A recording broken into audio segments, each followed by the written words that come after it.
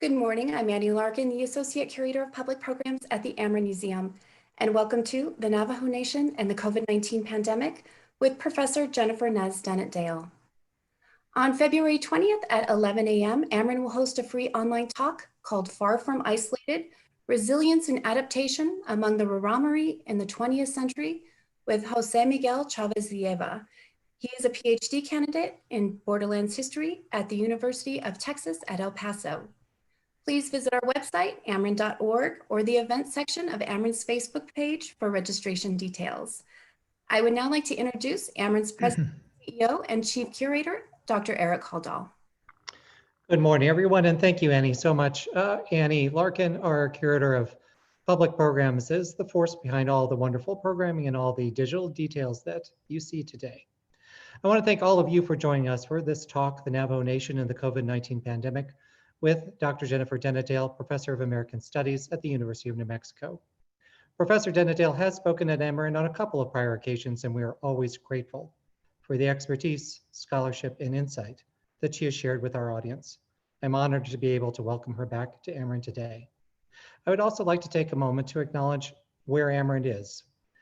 We are situated here in southeastern Arizona, which is home to a rich and deep history of several different indigenous communities. The Chiricahua Apache have deep roots here. The Western Apache, particularly folks from San Carlos, the O'odham Nation and the O'odham tribes of Gila River and Salt River. We've also been blessed to have visitation from elders from the communities of Hopi and from the Oshawi, who also have their roots here in southeastern Arizona. Before I turn the program over to Dr. Denetdale, I want to share with our audience a few words about Amerind. Amerind's mission is to foster and promote knowledge and understanding of the Native peoples of the Americas through research, conservation, education, and community engagement. Our museum exhibits, workshops, and online programs like this one help us fulfill our education and community engagement mission. Artists, historians, community elders, and others have kindly and generously shared their thoughts with the Amerind community in ways that enrich our understanding on a wide array of topics, from contemporary issues to deep historical roots. We are very blessed by these wise and wonderful teachers like Dr. Denetdale, who make our programs possible.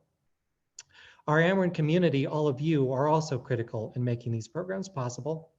Amerind members, donors, visitors, and museum store shoppers provide Amerind the income that allows us to fulfill our mission, a mission that we realize in offering completely free public talks like the one you're enjoying today. Thank you. Thank you all who support this. Without the support of our generous members and donors, Amerind wouldn't be able to do our work. Thanks to each of you for your help in this difficult time. If you would like to join this generous Amerind community but haven't yet had the chance to do so, please visit Amerind's website for membership and donation information. No nonprofit institution can do its work without a community of people like you.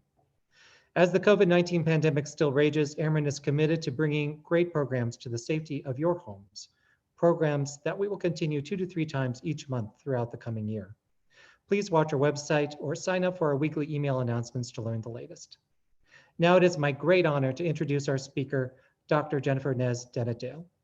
She is a professor of American Studies at the University of New Mexico, the author of Reclaiming Diné History, The Legacies of Navajo Chief Manuelito and Juanita, 2 books for young adults, and she has published numerous essays, articles, and book chapters. She has been recognized for her scholarship and service to her nation and community with several awards, including the Rainbow Naatsiilid True Colors for her spirit, support, and advocacy on behalf of Navajo LGBTQI, the University of New Mexico's Sarah Brown Belle Award for service to her community, and the University of New Mexico's Presidential Award of Distinction. She is the recipient of the Women's International Studies Center Fellowship and the Newberry Consortium of American Indian Studies Fellowship, both in 2019. In 2020, she was awarded University of New Mexico's 6th Annual Community Engaged Research Lectureship. Dr. Denetdale is the chair of the Navajo Nation Human Rights Commission and has served on that commission for 10 years. If you would like to ask any questions during the program today, please type your questions using the question and answer box on your screen.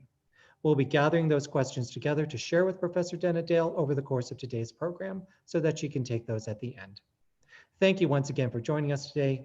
Thank you for being here with us at the start of 2021, Professor Denetdale, and sharing your thoughts on one of the most difficult public health crises that all of us have faced in our lifetimes. Thank you for being here. Thank you, Eric. Eric, if you or Annie would tell me how much time I have for my lecture. I was going to ask earlier and I forgot. We're about 5 after the hour now, so about 45 minutes or 50 minutes or so we can get some questions in. Okay, and I would ask that you monitor the questions and perhaps just read the questions to me, because I'm not good at multitasking. Yes. So, both Annie and I are going to be watching those questions for okay, and at some point, you know, some kind of prompt when I get to like 30 minutes so that I know that I have like 10 minutes left. That would be very helpful. All right, we will do that. Okay, thank you. Thank you, Professor. Oh, so I'm going to go ahead and introduce myself in my own language. Yate Jennifer Denetdale and Shia. Ogun Shlon Ashihim Bashichin, Kilachini Dashache, Tor Hadlini Dashanala. What our Aya Stunin Shlin, though I use it na Shahaki a Tohachi, the Bebetor Wolie the Ade Nasha, though. Beldilsen de Ade Eya Shana Nishnat, professor of American Studies, though historian of my own people of the Diné.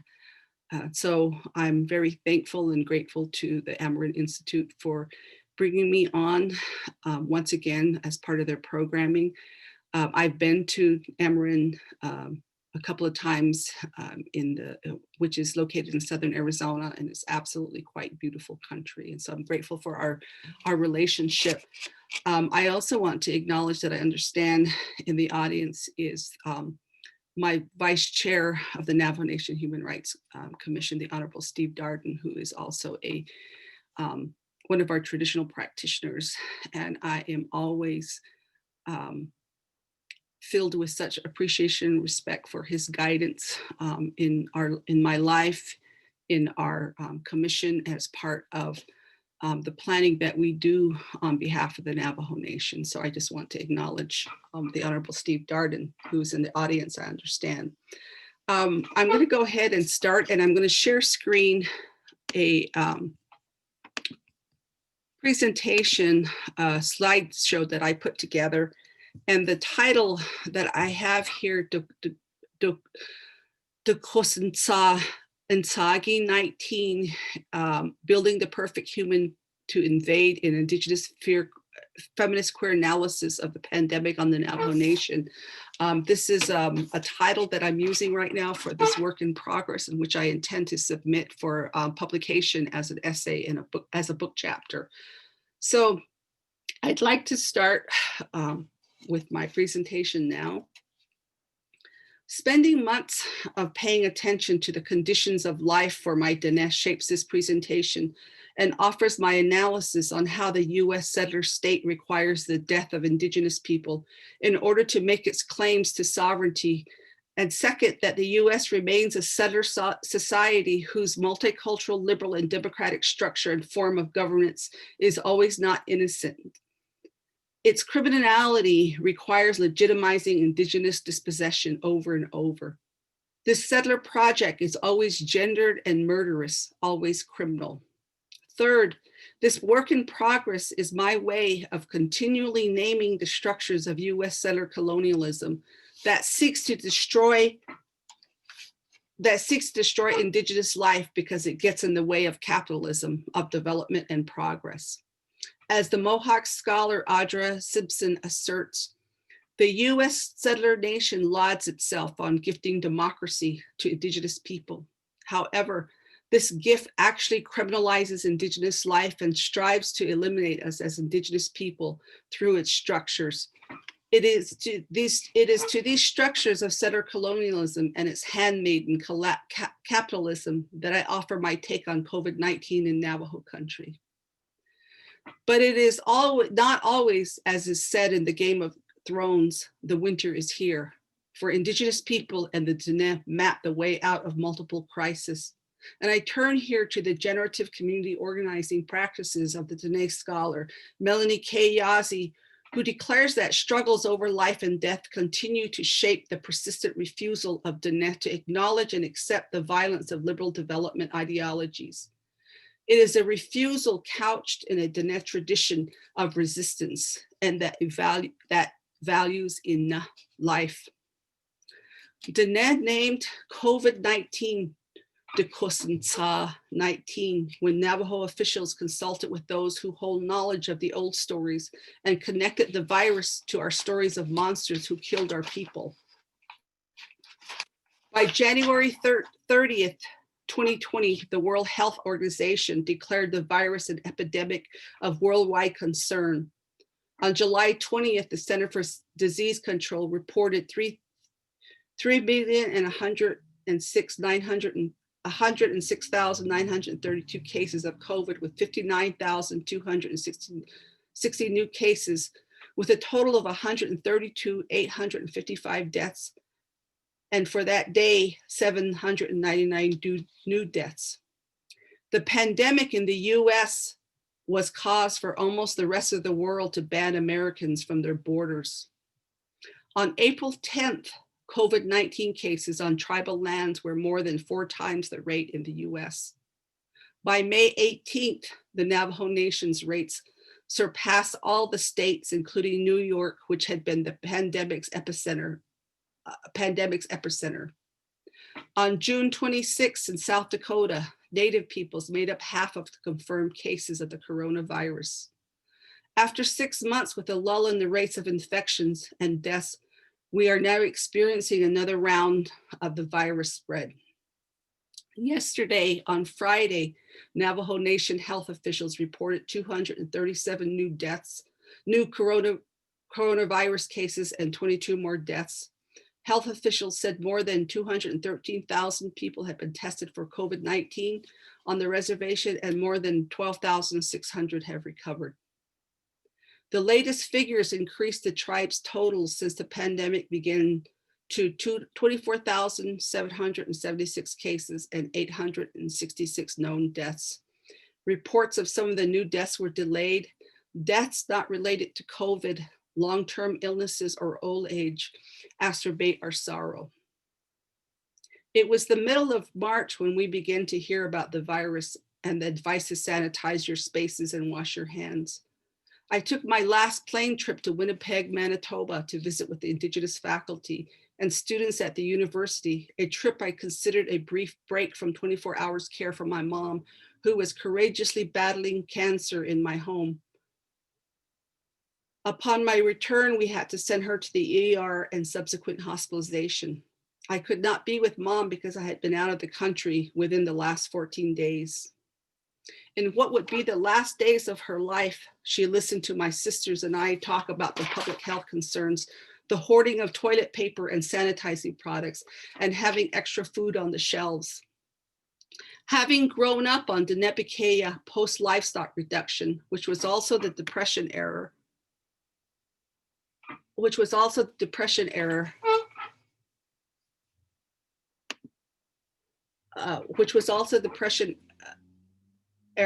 Mom suggested we buy canned milk. Those Depression years were stark years for many Navajo families where access to fresh food and the introductions to food with little nutrition value compounded our compromised health.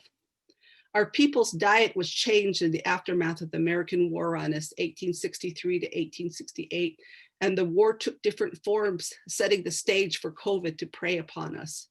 It is this stage that I intend to look at closer, the history of US federal Indian policies and laws that opened the doors for what we are experiencing during this pandemic. And I'm just, in my slideshow here, I'm just sharing, just so you have a sense of the geography of the land base of the Navajo Nation. And you see here that the red area is Navajo Nation. We have satellite communities here and here. They include Rama and Tuahachalik, which is 30 miles west of Albuquerque. So just to give you a sense of the space that we're talking about here. This is from the Navajo Nation Department of Health. They update cases almost on a daily basis, and this one was posted on September 11th, 2020. My parents were the last generation of Diné integrated into a livestock economy where sheep, goats, and horses were life, were inna. It was during their coming of age from 1937 and into the early 40s that the Navajo way of life was devastated under US Indian Commissioner John Collier's draconian policies to eradicate 50% of our livestock as a means to restore an environmentally devastated land. Navajo people's means of self-dependency were destroyed when their beloved animals were destroyed. Young Diné were removed to boarding schools, many distant from our homelands, and others were swept into a wage economy.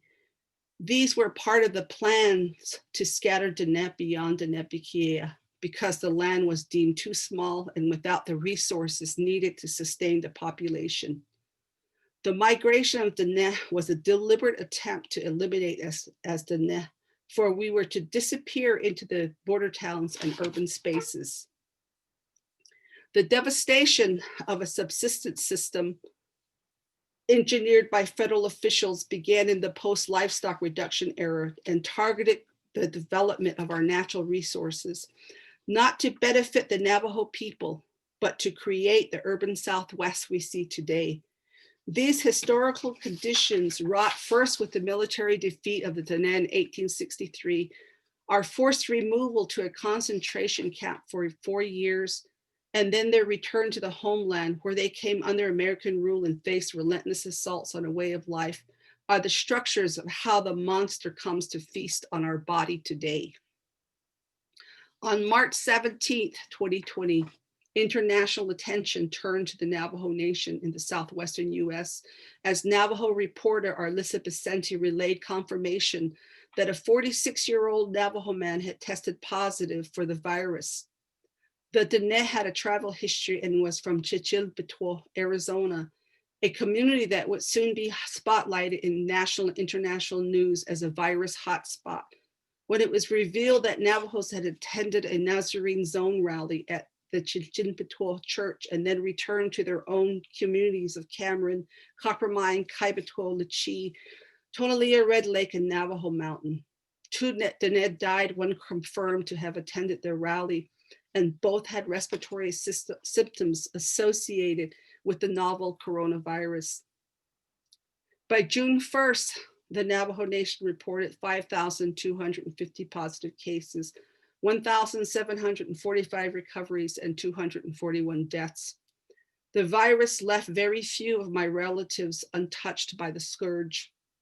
One of my uncles did not survive, and his children reported his last words to them. He didn't have the strength to fight it. Their father was buried in the veteran cemetery with only the pallbearers in proximity.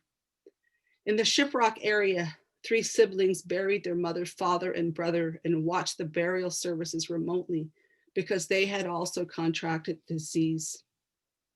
I answer a call from a relative who's in tears because several of one family have contracted the disease, and I listen quietly as she sobs her heartbreak.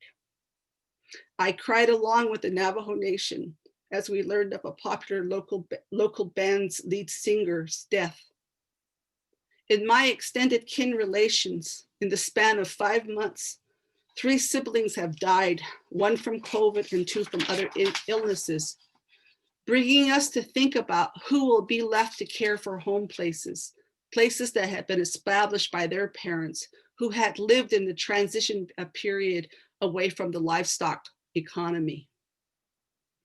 Meanwhile, in Gallup, New Mexico, as we hear of the virus moving from a gathering at a church event on the Navajo Nation, reports of unsheltered indigenous people, mostly Diné, becoming infected emerge. The infamous drunk tank, also known as a detoxification center, was the epicenter of the virus that contributed to the spread through the town and into nearby Native communities. The conditions in border towns like Gallup also facilitated the spread. Relatives on social media and in other settings felt beleaguered as their kin who had been on the streets in these border towns began to return, bringing with them the contagion.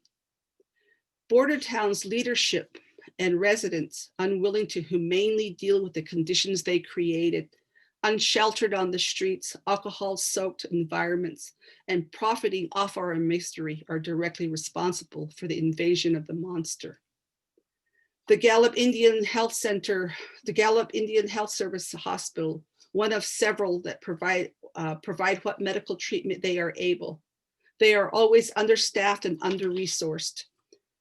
Two natives reportedly had diagnosed Navajos coming from the detox center who had been picked up off the city streets and sent to the center to sleep off their drunkenness.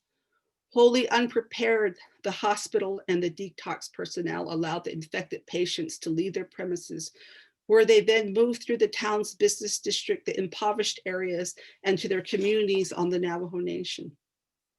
For decades, Diné community organizers like Larry Casus, John Redhouse, and Earl Tooley challenged chronic anti-Indianism that characterizes border towns like Gallup. These towns depend on Navajo resources to enrich themselves. Gallup has a number of millionaires made off the Navajo trade, while the townspeople do their best to erase Diné out of spaces made from our original homelands. Anti-Indianism facilitates profit from creating and sustaining an alcohol-soaked environment, and predatory businesses such as auto loans, pawns, bars, liquor stores, and payday loans proliferate. The forms of our elimination under settler colonialism takes different shapes, but we refuse to go away. News sources sought out Diné, whose experience might offer some insight into the conditions of the Navajo Nation. Storyteller and keeper of traditions, Sonny Dooley, shared the conditions of life on the southern side of the homeland. My hogan has electricity, but no running water. My brothers bring me water and they put it in a 75-gallon barrel. I drink that water and I wash with it, but I also buy 5 gallons of water for $5 in case I need extra. I typically use a gallon for everything, cooking, cleaning, and washing up. Julie relates what we should better call the conditions of life, I think.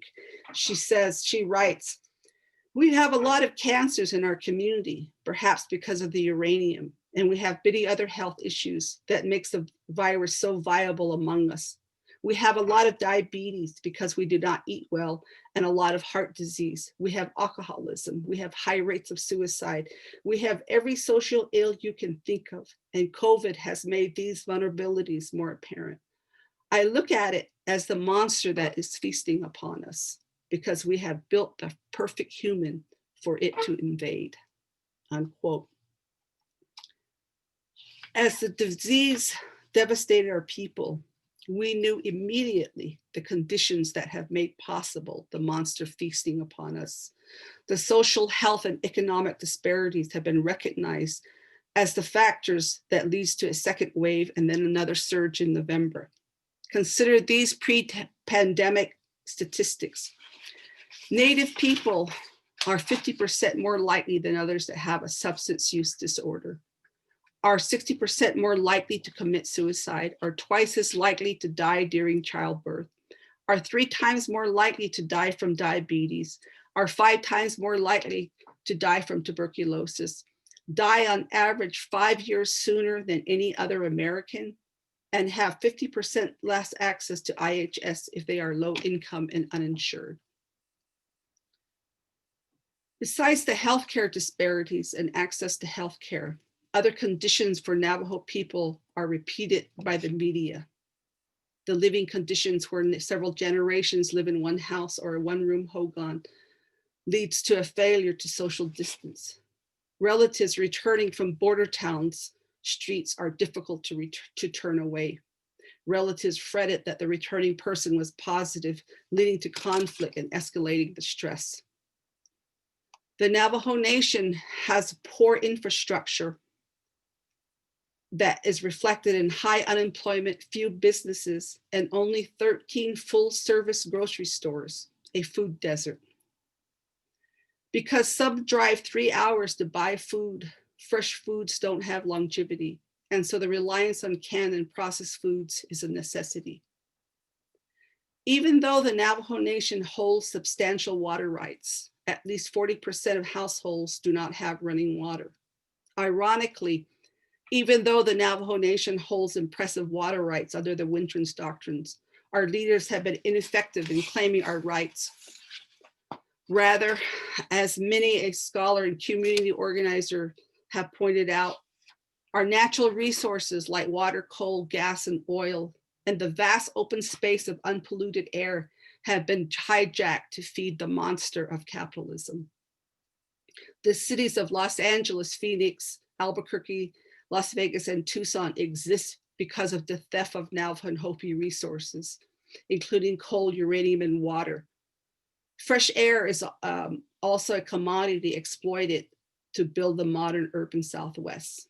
As Melanie Yazzie, Andrew Curley, and John Redhouse uncovered, a vast network of connections between multinational resource extraction corporations, tribal governments, US politicians, and other invested parties systematically rob the Navajo and Hopi people of their natural resources, what Redhouse called the grand plan for the colonization of the Navajos. This work in progress that I am sharing with you is to say that I am enmeshed and directly affected by the Kosinsa, and the stories of our experience emerge as we move through our worry and stress and love and tears.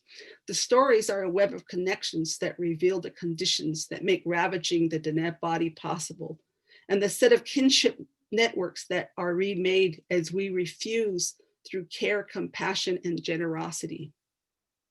It is a set of stories that require an understanding of Indigenous history as settler colonialism.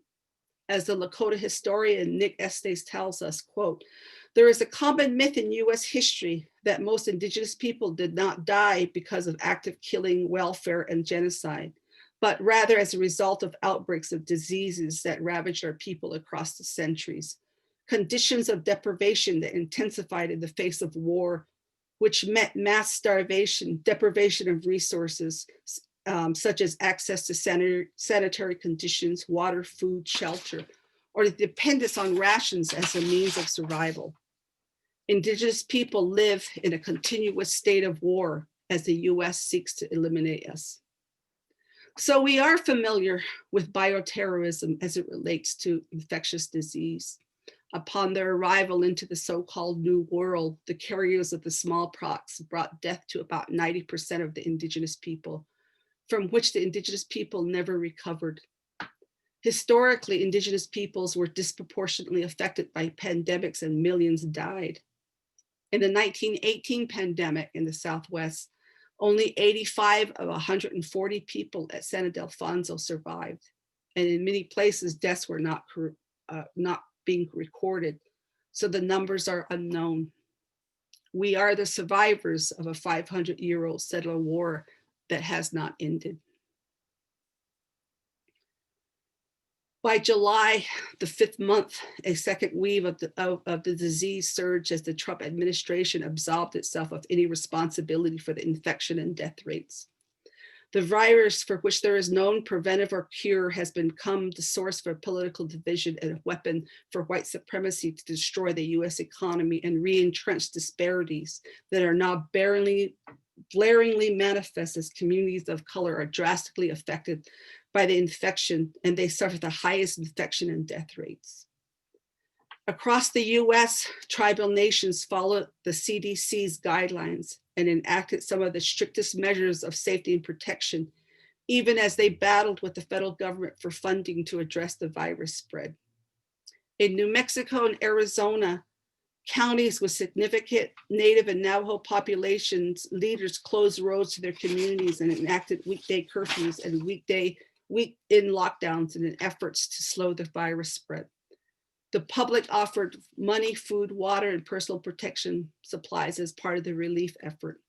Significantly, Native nations' efforts, which are based upon science to halt the coronavirus, are stymied by uneven protection measures of cities, towns, and state governments, and especially in Republican-dominated spaces where conservative Christian whites call for a faith-based approach, and where protective measures such as wearing a mask in public are met with physical and verbal assaults.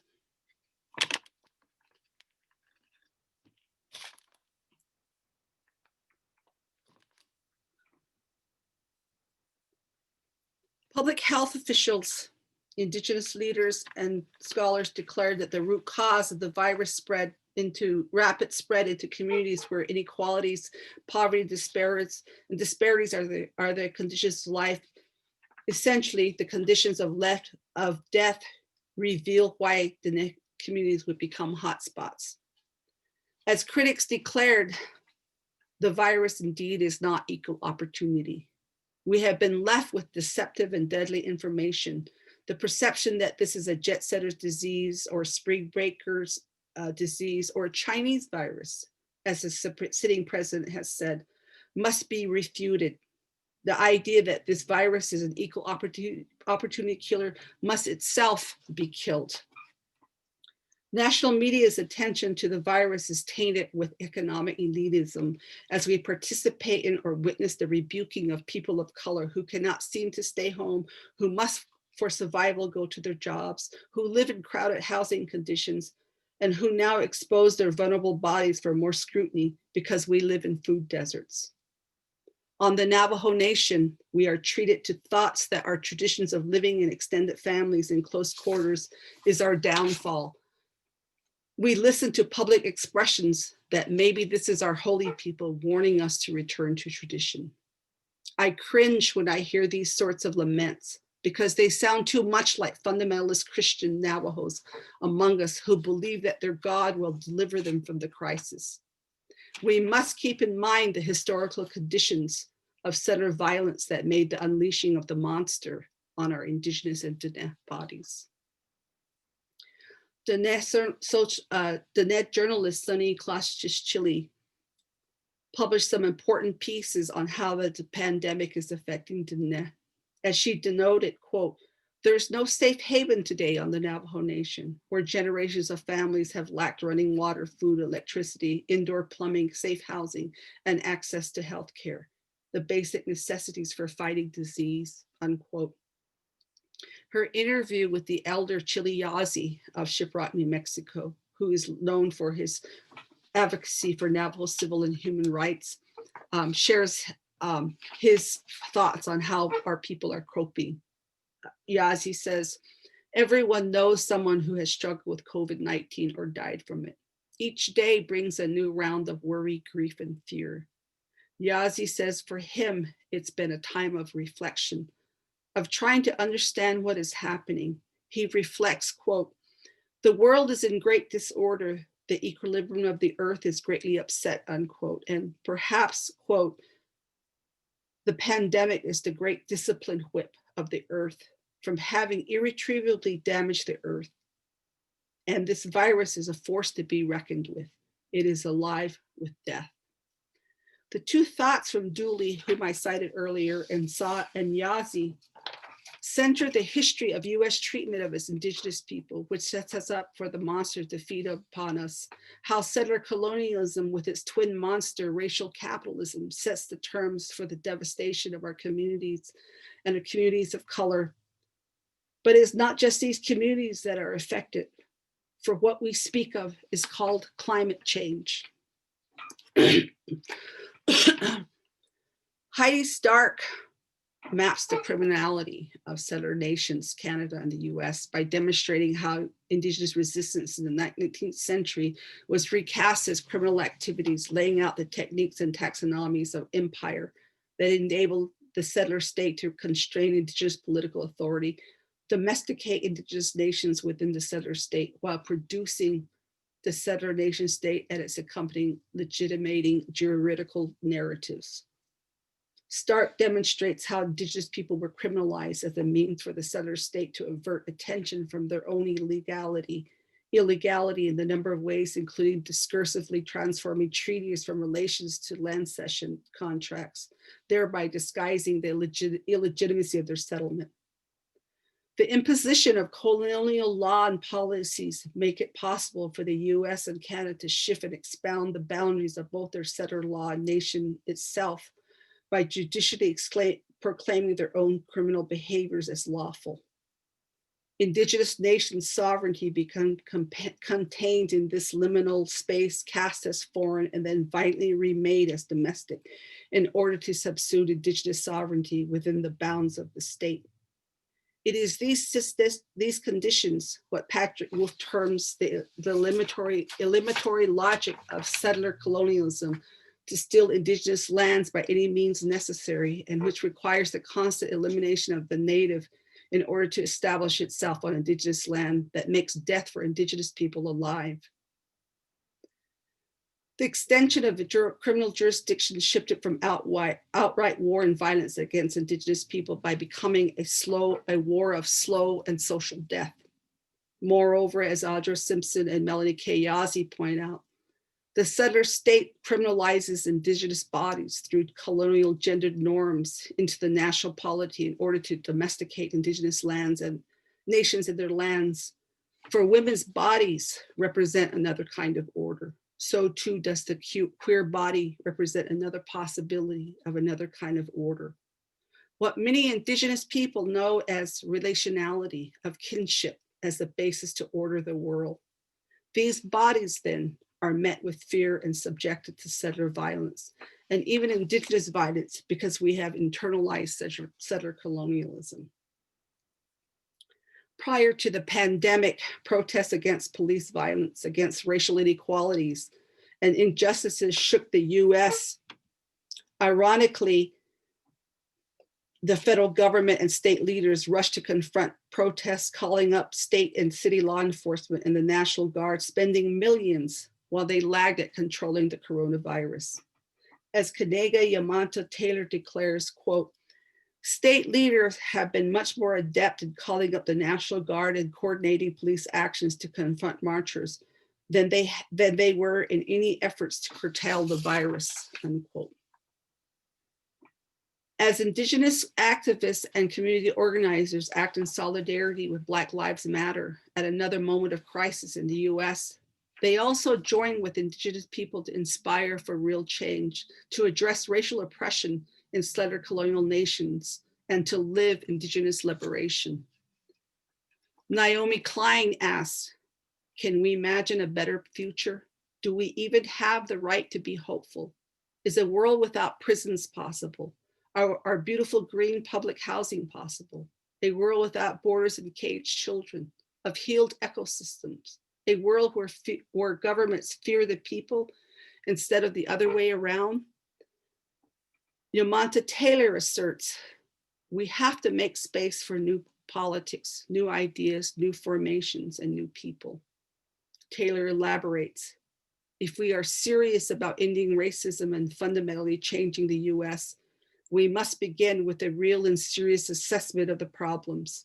We diminish the task by continuing to call upon the agents and actors who fueled the crisis when they had opportunities to help solve it. She offers, we have the resources to remake the US, but it will have to come at the expense of the plutocrats and plunderers. And therein lies the 300-year-old conundrum. America's professed values of life, liberty, and the pursuit of happiness, continually undone by the reality of debt, despair, and the human degradation of racism and inequality. But Indigenous people's dreams of freedom does not lie in the possibilities that the settler state will ever transform. Rather, its structures of colonialism embedded in capitalism will always be violent and always be anti-Indigenous, because it is required for its very survival. Rather than accommodating the settler state, which requires Indigenous recognition within its colonial structures, oppressed communities benefit by collecting the building power through communities and building relations based upon kinship. Kinship that goes beyond the limits of human to human, but relations to all living things. It is what the Diné who have shared their stories in the media express. We have always turned to the strength of our ancestors, and we do so now. The Kanaka Maoli are relentless in their protection of sacred places. In South Dakota, Lakota set up Camp Midi Lusan, a teepee encampment for their unsheltered relatives in Rapid City, as a reminder of Lakota treaty violations. This is Lakota territory, and they were forced to dismantle it when the police threatened and intimidated them. I am made aware of Bolivia's re-election of Evo Morales' party. We indigenous people must turn to the north and to the south to see how our relatives fight for their lives too. Mi'kmaq people exercising their fishing rights are attacked by mobs. I spent some time several weeks ago filling out an application for funding on behalf of one of our distinguished elders who holds traditional knowledge about the cycle of life and the end death. We plan to facilitate our people's return to traditional forms of replanting the body, to help our relatives remember that we have our own concepts of life and death, concepts of the afterlife, and proper preparations for burials. It is a turn away from capitalism and the carnivorous reach of border town predatory businesses. I affirm the wisdom of our elders and our scholars. And I quote Leanne Simpson, quote, "We cannot bring about the kind of radical transformation we seek if we are solely reliant upon state-sanctioned and state-run education systems. We cannot carry out the kind of decolonization our ancestors set in motion if we don't create a generation of land-based, community-based intellectuals and cultural producers who are accountable to our nation and whose life work is concerned with the regeneration of these systems. Their voices carry the wisdom of our ancestors. We come from a long tradition of resistance." And I just want to, I have a lot more examples of this tradition of resistance, but I just want to end with two more passages. A single Navajo mom posts on her Facebook page, "Women are holding space, are Navajo Indigenous women doing the work and holding lifelines. Yes, this pandemic hit us hard. Small business owners on the reservation, such as our food sales, were literally our bread and butter. We are navigating our way through. And yes, we need to improve our infrastructure. We have children with a lack of internet service. We live in a food desert, and it is going to take us as a community to hold space, speak up, advocate, lend a hand, and throw a lifeline. We are all in this. Wear your mask, stay 6 feet or more apart, and wash your hands." As my relatives around me have shown me again and again, the power and strength of our people, of our determination to live in freedom, I am reminded of what Ella Deloria said, and in which Indigenous people are now quoting. Deloria says, "We are not afraid, we have relatives." So that is my work in progress. I really appreciate you listening. I didn't follow, I put up some of my slideshow here is just to give you an idea of the extent of historically how history sets up the conditions that we find right now, the conditions of the pandemic. And so I just wanted to share that with you.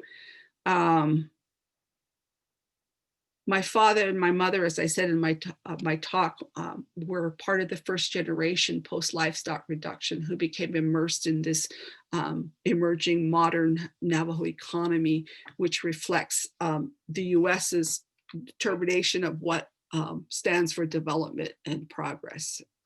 That's me and my mom. Here's a picture from the media. One of the first places in which the virus was reported was in Chichilpatuac, which is a Navajo community on the Navajo Nation.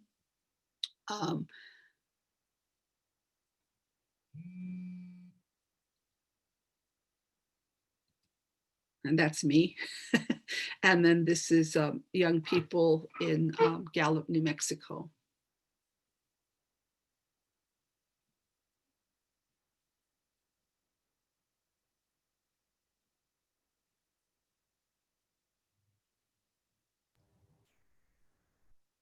Okay, so I'm through here. Let me see what time it is. It's 11:45. I think I have like 15 minutes, maybe 20 minutes for Yes. questions. We can start putting some questions to you. Carolyn, asks, I know many in Indian country have suffered from COVID and have lost many of our fluent speakers. What measures do you think need to be made to further safeguard our languages so we do not lose them forever, as our languages are tied to our identities? That is such a really a question that really is going to take a lot of time to get through. I think that at this moment in the crisis that there is ongoing assessment of how do we create the structures for revitalization, and one of them being language. And so I think there's multiple efforts that are ongoing, and I can't name them at the moment.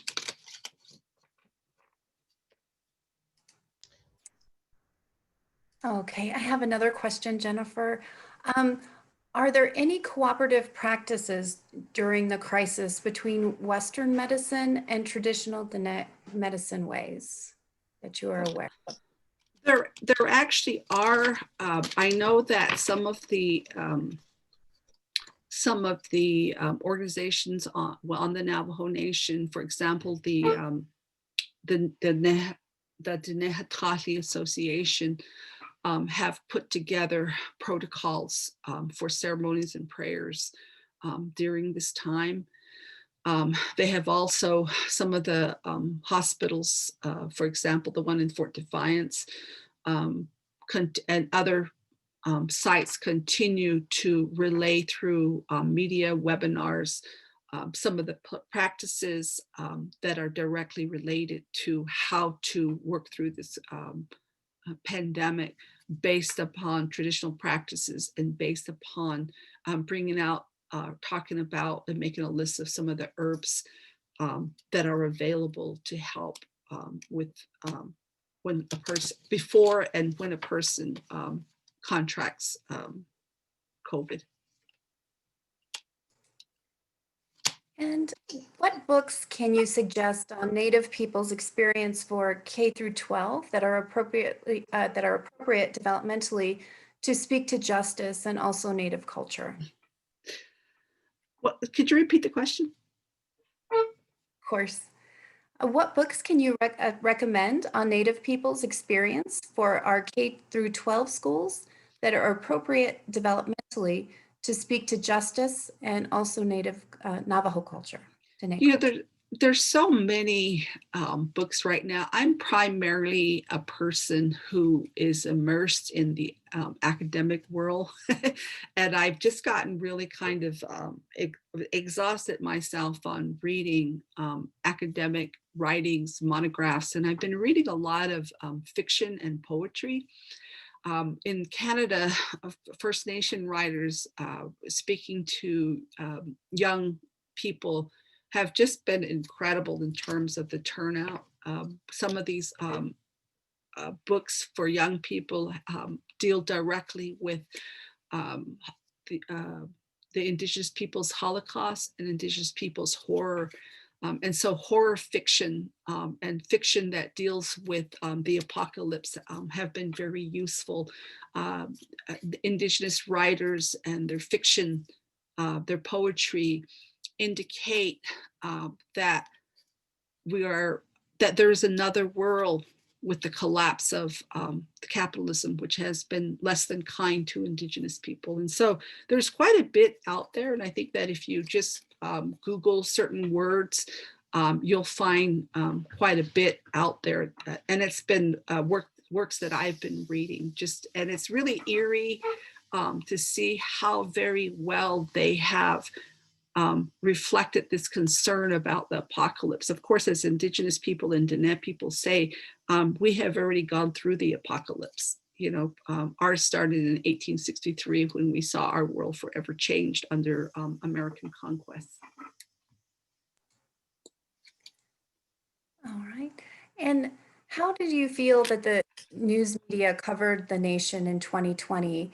And how should news organizations try to improve or change coverage of the crisis in 2021?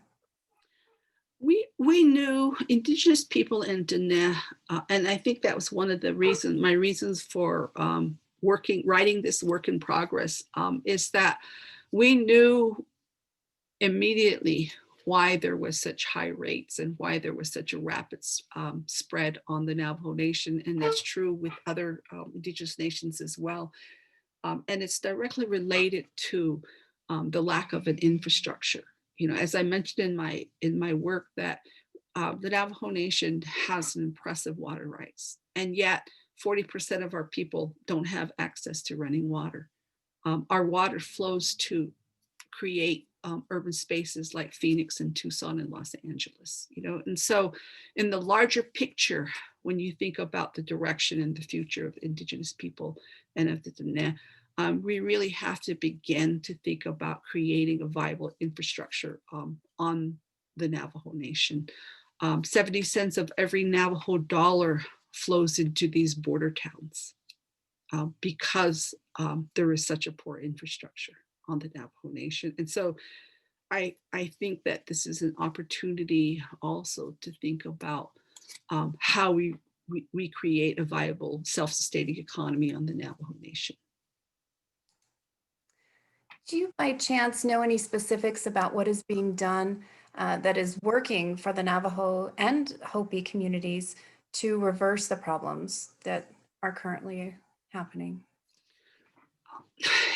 I think that we have to have a long-term vision. We have to think about putting in place a self-sustaining economy. And I think that these blocks are slowly being built. I have yet to, you know, people talk about the collapse of capitalism, the end of capitalism. And I'm still grasping and thinking about what that possibly means and what that possibly looks like. And so I think we're still at that stage of seeing what's going on and how we're affected and what we're going to do about it, that we are actually moving on to another world. And we also had a question regarding Doctors Without Borders. Are you able to assess their impact on the nation? I'm really not able to. This is a work in progress, and I've been working on looking at, for example, some of the early works, the histories of the 1918 pandemic and its effect on Navajo people, is what I've been looking at as part of my research that will will be developed in this essay that I'm working on and that I shared with you. And are you aware of any cooperative practices, regarding medical response between the Diné and other Pueblo groups, and the Pueblo groups such as Hopi and Zuni? I don't know.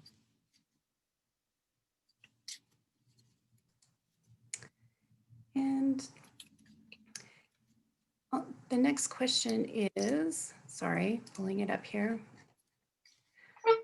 How has the political divide of the Navajo Nation Council and the Navajo Nation's president, vice president's offices, as well as the Christian and Diné traditional divide that has greatly impacted the nation's future and historic unity of the purpose, and created or helped this tremendous loss of life on the nation? In a lot of ways, the